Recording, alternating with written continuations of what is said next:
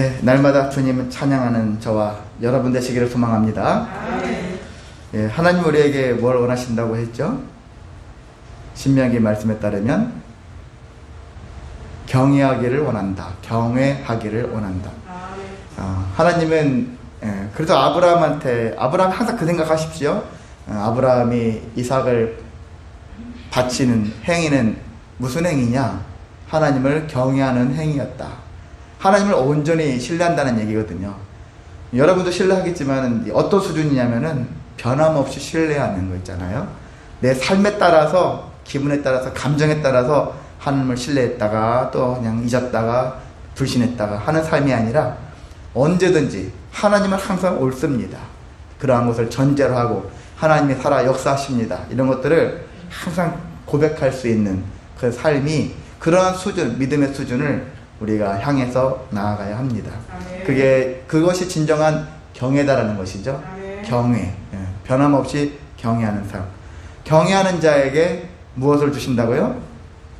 복을 주신다. 그렇게 나와 있거든요. 신명기에 분명히 나와 있습니다. 모세가 백성들한테 얘기한 것도 있고 성경 말씀 전체에도. 그래서 우리가 하나님을 날마다 찬양하는 것, 우리 심화서 지사처럼 운전하면서 늘 찬송을 들으면서 다니시는 것처럼 그렇게 하기도 하고 듣기도 하고 항상 찬양이 여러분의 일상이 되시기를 소망합니다.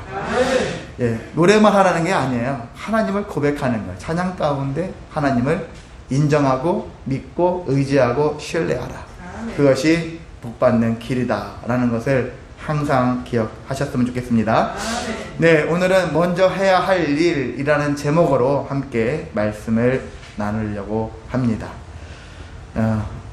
저는 이제 신학교를 가면은 여러 과목 중에 체계신학이라고 있어요. 조직신학이다, 나중에 이제 체계신학이다, 체계를 세우는 것, 여러분 잘 많이 들어봤을 것인데 구원론이다, 교회론이다, 성령론이다, 인간론이다 해가지고 성경에서 그것을 이제 다 발제해서 분류를 해놓은 것들이거든요. 체계를 세우는 것이죠. 그런 것처럼 우리는 인생을 살아갈 때도 있잖아요. 어떤 체계를 세워가는 것. 이미 여러분은 그런 체계가 있어요. 그것이 습관처럼 이제 드러나 있죠. 그런 습관을 가지고 살아가는데, 우리가 그런 습관, 아니면 또 내가 만들어 놓은 어떤 체계들이 과연 제대로 된 체계를 가지고 있는가? 그것도 점검할 필요가 있습니다. 그것을 내가 지금까지 살아왔는데, 근데 잘 살아왔다고 믿었는데, 결혼하면 여지없이 무너지잖아요. 누구에 의해서? 남편에 의해서, 때로는 아내에 의해서. 당신은 왜 그렇게 살아? 막 이런 소리 듣잖아요. 난 나름대로 잘 체계를 세우면서 여기까지 온 것 같은데, 그런 소리를 들을 때마다 삶이 무너지는 것 같죠? 그런데 세상 나가면 더 많은 소리를 듣죠? 더 많은 사람들이 있으니까. 그런 것처럼 우리가 살면은 나름대로는 열심히 뭔가를 질서 있게, 체계 있게 살아가는 것 같으나, 그런데 온전한 질서와 온전한 체계를 가지고서 우리가 살고 있지는 않습니다. 그래서 우리가 이러한 질서와 체계를 가지고 살아가는 삶은 참으로 중요하다. 그래서 이 기독교 신앙이 왜 중요하냐면 회개가 있잖아요. 회개. 나 자신을 돌아보는 시간이니까. 돌아보는 거거든요. 남을 정죄하고 있는 게 아니라 나를 돌아보는 거예요. 나를 돌아보아서 내가 지금까지 어떻게 살아왔는가 돌아보고 앞으로 어떻게 살 것인가 다시 한번 내 뜻이 아니라 하나님 뜻대로 살기 위해서 몸부림칠 수 있는 기회를 부여받거든요. 그래서 우리는 회개를 어떻게 보면 일상화 시켜야 되는 거예요. 항상 삶 속에서 하나님을 경외하는 삶의 출발은 회개로부터 시작되어진다. 이런 마음을 회개를 통해서 하나님께 경외하는 삶으로 나아가는 것입니다. 그래야지만이 우리 인생에 더 큰 은혜가 있습니다. 여러분도 잘 알다시피 어떤 통에 만약에 큰 돌이 있고 작은 돌이 있고 모래 같은 거에 또 물 있다 하면 뭐부터 채우겠느냐? 여러분들 이제 지혜로우니까 아시잖아요. 큰 돌부터 채워야 된다. 그런 거잖아요. 근데 이거 순서로 바뀌어지면은 삶이 뒤죽박죽 되어지죠? 우리의 삶은 마치 그런 삶이처럼 되어 있어요. 어떨 때는 작은 것부터 넣고, 어떨 때는 막 물부터 넣고, 물은 상관없지만, 그래서 여러 가지 막 잡다한 것들을 마구잡이로 넣어요. 그래서 나중에 정말 중요한 것들을 넣지 못하고 살 때가 많다. 세상 사람들이 그렇죠. 하나님을 안 믿는 사람들은 가장 중요한 것을 빼먹었어요. 다른 거 채우느라고. 그래서 저와 여러분도 마찬가지로 우리가 하나님 빼놓고 다른 거 채우느라고 신앙이 사그라지거나 신앙을 잃거나 신앙이 소멸되어지는 그런 인생을 살고 있지 않을까, 우리 자신을 한번 돌아보시기를 소망합니다. 제가 딸내미들랑 가끔 이런 얘기도 하거든요. 한참 청소년들은 막 미모 같은 거, 몸매 이런 게 관심이 많거든요. 그래서 제가 그런 얘기 했었습니다. 운동의 목적은 무엇일까? 그래서 막 미용을 위해서 막 몸매를 위해서 살을 막 빼는데, 운동의 목적은, 가장 큰 제1의 목적은 무엇일까? 건강이잖아요. 건강하려고 운동을 합니다. 그렇게 하는데, 근데 사람들이 건강보다 만약에 몸매 관리가 더 중요시 된다면은 어떻게 할까요? 이 몸매를 위해서 건강을 해치는 운동을 하게 되어 있거든요. 아주 과격하게 막 열심히. 그렇지 않습니까? 복근을 막 키운다 해가지고 복근을 위해서 힘있게 하다가 배가 탈날 수 있는 경우도 있고, 많은 사람, 제가 얼마 전에도 말씀드렸지만은 운동 안 해서 다친 사람보다는 운동해서 다친 사람들이 훨씬 많거든요. 왜? 과하게. 운동의 원래 목적, 건강을 위한 목적이 지나쳐서 누군가에게 보여지기 위한 목적이 되어진다면은 이런 건강이 오히려 상실되어지는 측면도 있다는 얘기입니다. 의사 같은 경우는 어떻게 될까요? 의사의 본분은 뭐죠? 사람을 살리는 것, 사람을 고치는 것, 병든 자를 고치는 거잖아요. 근데 이것이 가장 기본이 되어져서 의료 행위가 있어야 되는데, 이것을 망각하면, 제1이 망각되면, 의사하면 돈을 많이 벌겠죠. 다른 사람보다 많이 법니다. 버는데 돈 벌 목적이 먼저 앞서가요. 그럼 어떻게 될까요? 불법을 행하게 되어지는 치료를 할 거예요. 또 아니면 과잉 진료를 할 거예요. 불필요한 필요 이상으로. 꽤 좀 몇 주 됐지만은 예전에 서울의 어떤 치과에서 멀쩡한 이빨을 다 갈아놔가지고 엉망으로 만들어낸 그런 치과도 있더라고요. 과잉 진료 해가지고 사람 멀쩡한 이빨, 남의 이렇게 이빨들을, 멀쩡한 이빨을 다 갈아놔가지고 이빨 제대로 쓸지 못하게 다 꼬챙이처럼 만들어놔가지고 이상하게 만들어놨어요. 그게 왜 그래요? 돈을 벌려고 하는 목적이 더 크니까. 온전한 치료의 목적이 아니라는 얘기죠.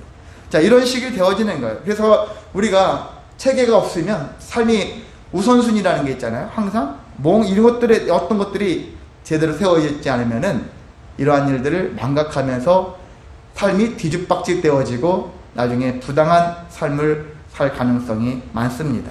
자, 그렇다면 우리는 성도로서 어떻게 살아가고 있는가? 우리 자신을 한번 돌아보기를 원합니다. 여러분이 성도의 삶을 사는 이유는 무엇입니까?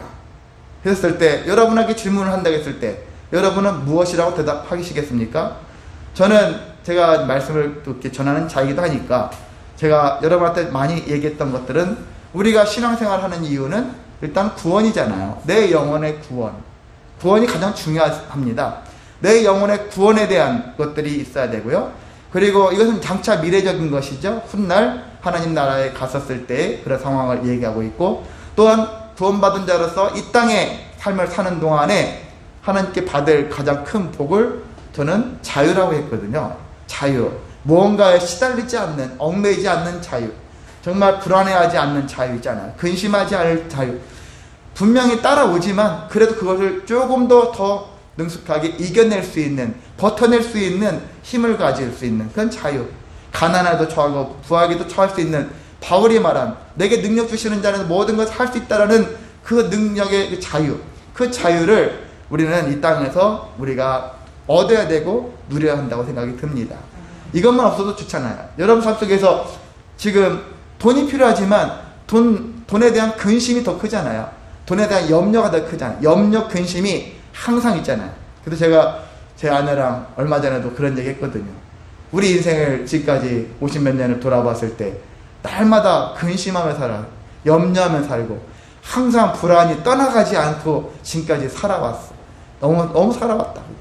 특히 안산에 와서도 지난 12년 동안 계속 하루라도 편하지 않고 계속 뭔가의 근심과 걱정과 불안 속에 살아왔는데, 근데 돌아보니까 그래도 다 돼 있지 않느냐.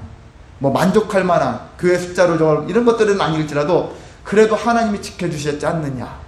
그런 생각이 들더라고요.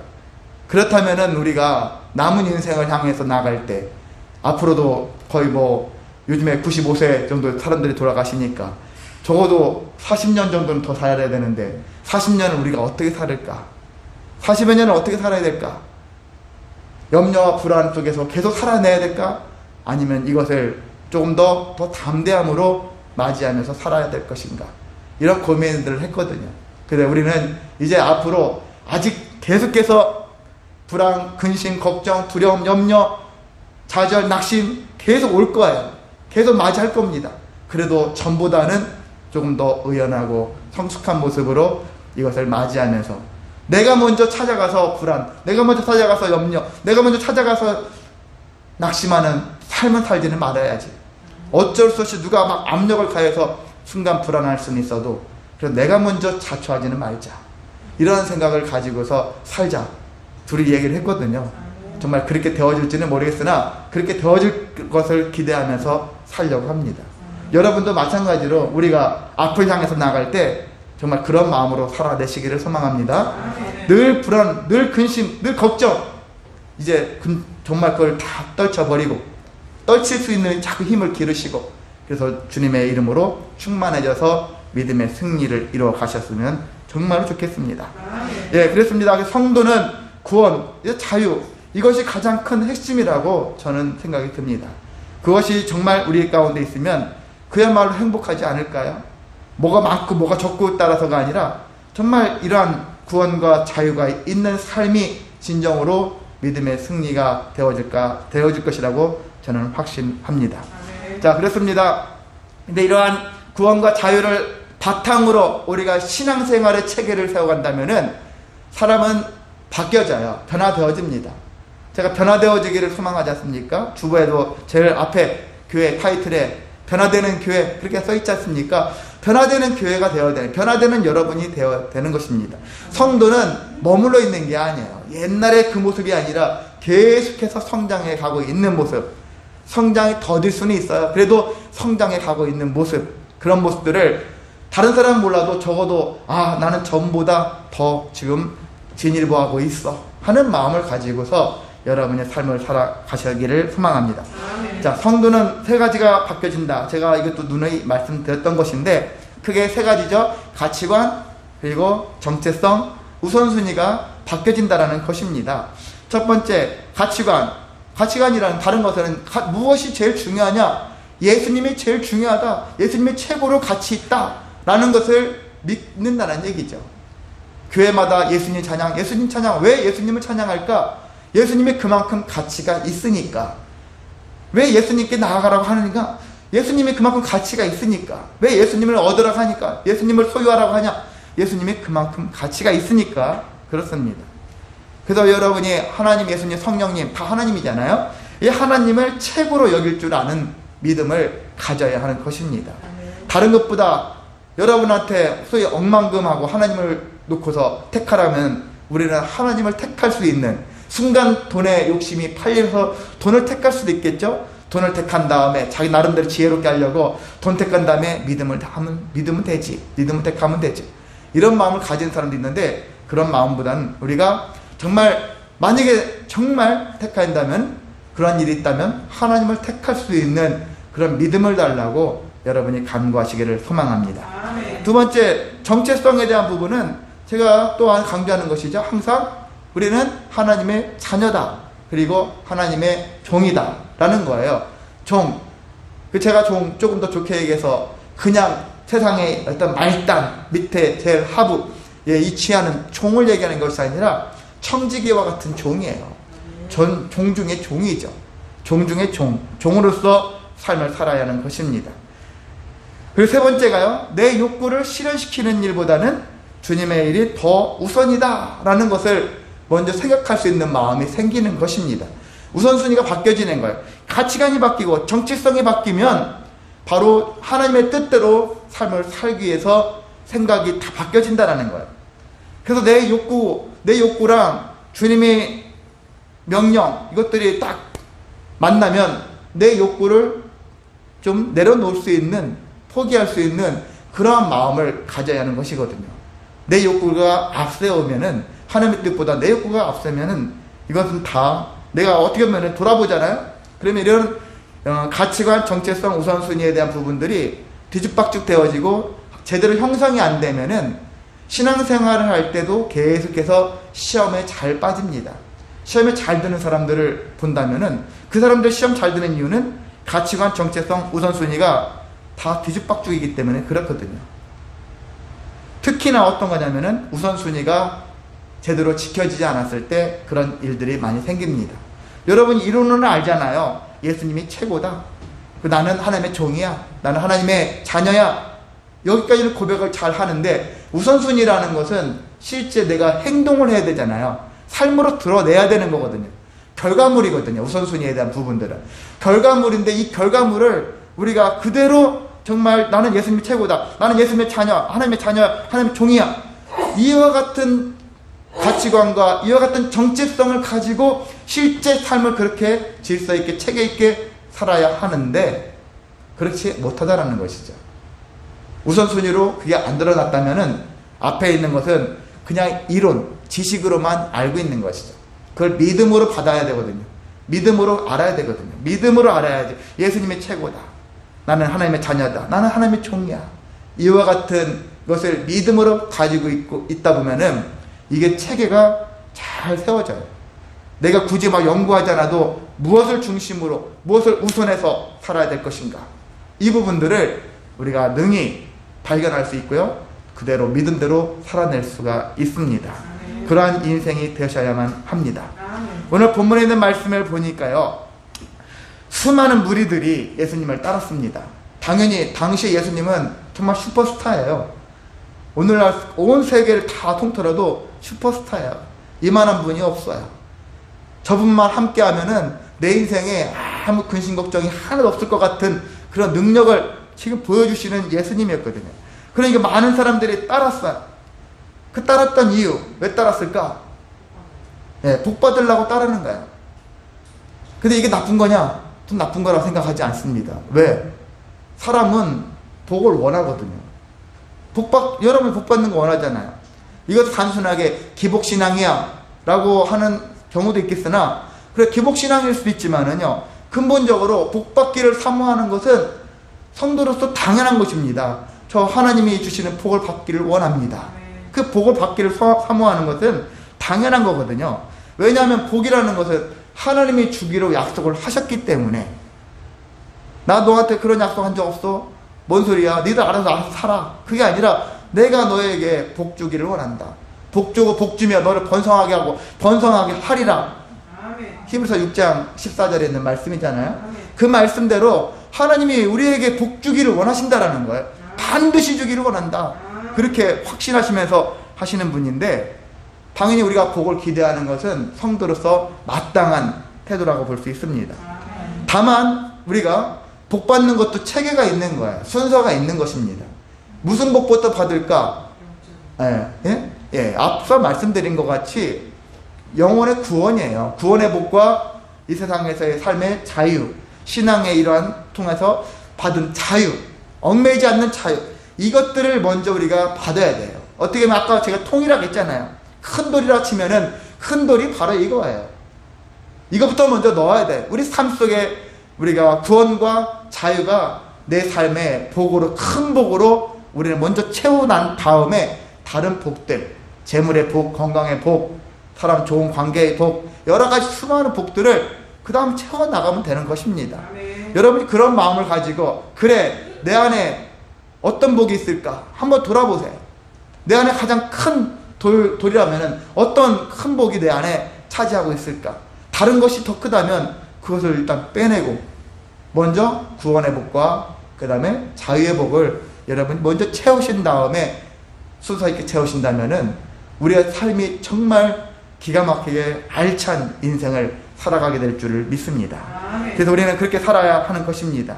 잘못되면은 우리는 여기에 많은 사람들이 왜 기복신앙인들이다 라고 얘기하는데 왜 그러냐면은 이 사람들은 예수님을 소유하고자 하는 마음보다 예수님이 주시는 선물 같은 것들 있잖아요. 음식, 돈, 건강 이런 것들을 더 원했거든요. 예수님이 오신다면 예수님 필요 없어요. 예수님이 고쳐만 주세요. 예수님이 주시기만 하시면 됩니다. 저는 이게 더 중요하거든요. 제가 어릴 적에 상 받을 때 그 생각했거든요. 저는 상장보다 상품이 더 중요하게. 상장은 별로고 상품이 상품에 또 눈이 가더라고. 우리가 마치 그런 인생 살지 않습니까? 상장이라는 것이 더 중요한 건데 상장보다 상장에 딸려오는 상품에 관심이 훨씬 많죠. 그런 것처럼 우리도 예수님이 최고라고 여기면서 우리의 삶은 예수님보다 예수님이 주시는 선물에 더 관심이 있지 않는가. 다 있어야 된다는 얘기죠. 예수님 자체도 소중하고요. 예수님이 주시는 것도 소중한. 조금 욕심내야 돼요. 욕심꾸러기가 되어져요. 선택적인 것이 아니라 하나님이 주신 것은 다 좋다. 특히 우리는 하나님을 소유할 수 있는, 하나님을 내 것으로 삼을 수 있는 그러한 신앙을 우리가 가져야 하는 것입니다. 자, 그래서 우리는 이렇게 최고를 먼저 채워갈 수 있는 삶처럼 먹고 사는 문제에 치중하거나 아니면 이것을 통해서 내가 정말 부귀영화에 잘 되어져서 남들이 야, 저 사람 좋겠다, 부러움의 대상으로 살아가는 그런 삶이 아니라 정말 하나님의 영광을 위해서 살아가는 삶, 바로 이렇게 구원의 복과 자유의 복을 인해서 믿음의 승리를 이뤄가는 삶이 우리에게 더 중요하다는 것입니다. 자, 이런 것들을 우리가 하려면은 그럼 과연 어떻게 살아야 될 것인가? 그게 바로 오늘 제자로서의 삶을 얘기할 수 있습니다. 제가 아까 우리는 하나님의 자녀이자 종이다 라고 했잖아요. 만약 하나를 더 추가한다면은 제자도 있다라는 거예요. 제자로서의 삶. 애매한 삶이죠. 우리가 왜 제자의 삶을 살아야 되느냐? 우리가 자녀이자 종이라는 사실을 알아야 되는데 제자가 되어야지만이 알 수 있거든요. 그러니까 주님의 제자가 되어야 합니다. 주님의 제자가 되어서 주님의 가르침을 받아야 하는 것입니다. 여러분은 표면상으로는 이재성 목사의 제자일 수도 있어요. 근데 우리는 더 뛰어나가서 저도 주님의 제자, 여러분도 주님의 제자, 저는 전달자, 이런 관점이니까요. 우리는 다 예수님의 제자가 되어야 한다는 사실입니다. 예수님이 제자가 되는 것, 단지 졸졸졸 쫓아다니는 것이 제자가 아니에요. 제자는 일단 기본적으로 가르침을 받는 거예요. 가르침을 받고 가르침대로 살아내는 것이 제자의 삶입니다. 그것을 항상 염두에 두는 것이죠. 교회 왜 옵니까? 그냥 성도니까 가는 게 아니라 제자로서 오늘 어떤 가르침을 받고 어떤 가르침대로 내가 이 인생을 살아낼 것인가 결단하면서 행하라고 제자로서 불러주신 거거든요. 그래서 제자의 합당한 삶을 살아야 하는 것입니다. 저는 제자로서 살면서 정말 진리를 대하면서 무엇이 옳은지, 무엇이 그른지, 어떤 게 더 가치 있는 일인지, 어떤 것을 더 먼저 해야 되는 일인지, 이런 것들을 발견해낼 줄 알아야 하는 것입니다. 그래야지만이 우리가 가치관, 정체성, 우선순위에서 우리가 헛된 길로 가지 않고 방황하지 않고 시행착오를 덜하면서 믿음의 승리를 이룰 수 있습니다. 근데 우리가 주님의 제자가 된다는 것은 사실 쉽지 않습니다. 먼저 얘기한다면 주님의 제자가 되는 것 왜 쉽지 않냐면은 거기 예수님이 비유로 얘기한 거 있죠. 28절, 29절에 있는 말씀을 본다면은 망대를 세우는 자 있죠. 그리고 두 가지 비유가 있죠. 임금은 적의 숫자를 헤아리고 승산이 없으면은 사신을 보내서 화친을 청해야 된다. 애써 질 게 뻔한데 가가지고 전쟁을 해가지고 지게 되어지면 무슨 망신이냐 이거죠. 첫 번째는 망대를 세우는 자는 전망대 같은 거 많이 세운다고 쳐봐요. 그래 망대를 세울 때 비용을 계산해야 되잖아요. 이거 할 때 얼마 들어갈 것인가. 비용을 계산해야 되잖아요. 계산해보고 그래서 그 후에 망대를 세워야 되는데 그렇지 않으면 열심히 기초공사 해놓고서 진전되지 않는 그런 게 많잖아요.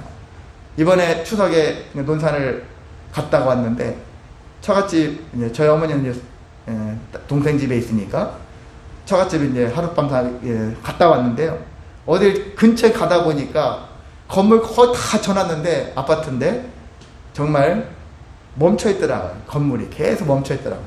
오랫동안 멈춰 있습니다. 진전이 안 돼 있고 그렇게 멈춰 있고 많이 져놨는데 부도 나가지고 건물이 지지 못한대요. 미래적인 것들이 계산되어 있지 못한 것이죠. 일단 하고 보자. 어떻게 되겠지. 막연하게 할 때가 있다는 얘기죠. 우리 신앙생활도 막연할 때가 있거든요. 하나님은 어떻게 해주시겠지. 진정한 믿음에 의해서 생겨지는 현상이 아니라 그냥 막 어떻게 되겠지 이런 생각이거든요. 신앙생활은 담대함이 필요하거든요. 신앙생활은. 근데 담대함을 잘못 우리가 오역하면은 어떻게 되죠? 무모한 것이 되는 거죠. 무모한 도전이 되는 것이죠. 그 신앙인들 중에 막 믿음대로 될 거라는 확신을 가지고 도전했다가 망한 사람들 많습니다. 그냥 앞뒤 재지 않고 계산하지 않는 게 더 믿음이다라고 여기면서 무턱대고 막 덤벼요. 덤벼서 망한 사람도 많거든요. 우리는 지혜로운 사람이 되어야 되는 것이지 무모한 도전은 안 되는 거거든요. 담대함은 필요합니다. 근데 그것이 근거가 있는 담대함이 되어야 되지 근거 없이 담대하면 무모한 도전이라는 것이죠. 여러분은 정말 지혜로운 도전자가 되시기를 원합니다. 그냥 아무렇게나 하면 안 되는 거예요. 하나님은 믿음이 너무 좋아서 전 믿음이 너무 좋다고 볼 수는 없어요. 지혜롭지 못한 믿음이다. 여기 망대를 세우려고 하는 자가 그렇지 비용을 계산하지 않고 했다가 나중에 여기 보니까 사람들이 비웃음을 당할 거라. 사람들한테 우리도 다니면서 아유 저렇게 그냥 해가지고 부도났어 왜 한마디씩 다 하잖아요. 얼마나 비웃습니까. 그 건물을 짓는 그 사람들한테 얼마나 우리가 알게 모르게 많이 비웃습니까. 우리가 그럴 수 있다는 얘기죠. 하나님의 영광을 드러내지 못하고 아유 믿는다는 사람이 말이지 더 거짓말하고 믿는 사람 말이지 저런 식으로 해. 이런 소리를 들어야 되겠습니까? 아니잖아요. 우리는 더 믿는 사람으로서의 행실을 바로 해야 하는 것입니다. 그만큼요 제자로서 살아갈 때는 뭔가 확고한 게 있어야 되는 거예요. 결단하는 것이죠. 신앙생활은 대충 하는 것이 아니라 정말 이렇게 해야 돼. 반드시 해내고 말 거야 하는, 하나님도 반드시 복주고 말겠다 이렇게 작정하시는 분인데 우리도 그 복받기 위해서 제자로서 반드시 나는 이렇게 말씀대로 순종할 거야 하는 결단이 있어야 되지 않겠습니까? 그런 자세가 있어야 되는 거예요. 하나님도 반드시 하겠다는데 우리도 반드시 제자로서 사명대로 살겠습니다. 명령대로 살겠습니다. 이와 같은 태도가 있어야 한다는 것입니다. 자, 그렇다면 어떻게 해야지 제자가 되느냐? 제자가 되는 게 왜 힘드냐? 몇 가지가 있죠? 많이 들어봤던 말씀이겠으나 다시 한번 나누겠습니다. 첫 번째는 자기 부모와 처자와 형제와 자매를 미워해야 된다라고 하고 있어요. 이 말씀 들으면은 다치죠? 가정을 사랑하는 사람들일수록 아니 이게 뭐야? 이게 말씀이야? 막걸리야? 뭐 이게 말이야? 막걸리야? 뭐 이렇게 사람들이 얘기하는데 정말 이 말씀이 다가오지 않을 수 있어요. 근데 이것을 우리가 잘 생각해야 되는 것입니다. 왜냐하면요 유대인들이 10계명을 사랑하죠. 그리고 특별히 5계명, 첫 번째 계명이 내 부모를 공경하라 그렇게 돼 있잖아요. 부모를 공경하라고 돼 있는데 예수는 부모로 처자, 형제, 자매 다 미워하래. 가족들을 다 미워하래. 유대인들이 들었을 때는 이 무슨 이상 저기 망언이다 하면서 엄청 예수를 비난하는 거예요. 이상한 얘기를 하고 있잖아요. 예수님이. 그렇게 하니까 오히려 예수님을 뭐라고 하고 있는데 자 우리가 생각해 보시기 바랍니다. 하나님을 섬기는 것과 공경하는 일과 부모를 공경하는 일은 중요해요. 근데 두 가지 중에서 만약에 하나를 택한다면 어떤 거를 택해야 되죠? 당연히 하나님을 섬겨야 되는 것, 믿어야 되는 것이 우선이겠죠. 이 얘기를 왜 하냐면은 자 여러분이 부모님이랄 때 부모님이 예수님을 잘 믿는 사람이고 예수님을 잘 믿어라 그렇게 가르치는 부모님이라면은 괜찮아요. 근데 부모님은 예수를 정말 미워해, 싫어해. 근데 자녀는 열심히 교회 다니고 싶고 정말 예수 잘 믿고 싶어. 그 부모가 다니지 마. 그렇게 한다면 여러분 어떻게 하실까요? 부모님을 말씀대로 공경해야 되니까 부모님 뜻이 중요하니까 부모님 말씀대로 순종해야지. 그럼 교회 안 다니실 겁니까? 예수님 안 믿으실 겁니까? 그건 아니잖아요. 이것도 순서거든요. 무엇이 더 우선이냐? 부모님을 공경하는 자세는 좋은데 부모님의 말씀에 가르침에 100% 다 순종해야 된다? 그런 건 아니거든요. 하나님의 뜻에 맞는 그런 말씀에는 순종할 수는 있어도 그것을 벗어난 하나님의 뜻이 더 중요한 뜻이 만약에 부모님에서 맡겨진다면 부모님의 말씀은 때로는 거부할 줄도 알아야 한다는 것입니다. 이게 더 우선이거든요. 더 중요하다는 것이죠.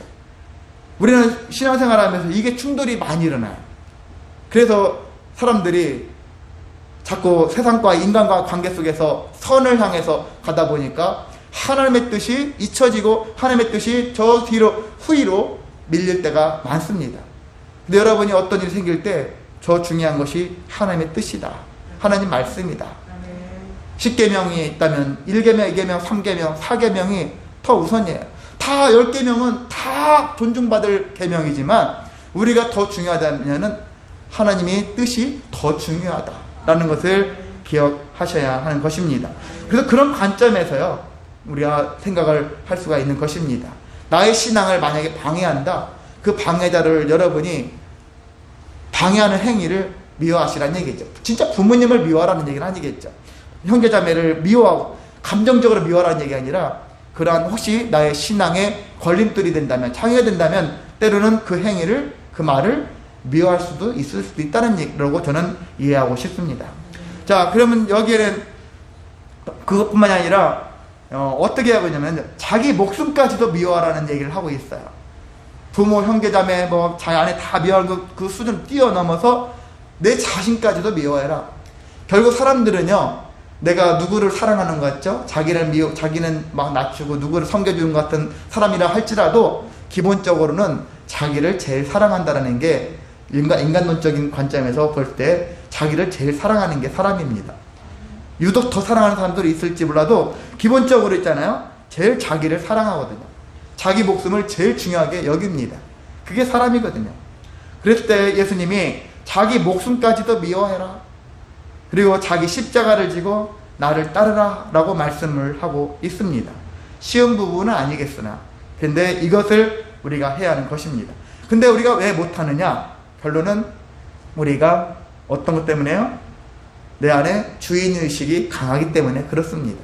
아까 가치관, 정체성이 없기 때문에 하나님을 통한 것이 체계가 세워지지 않다 보니까 늘 나라는 것 존재가 우선이에요.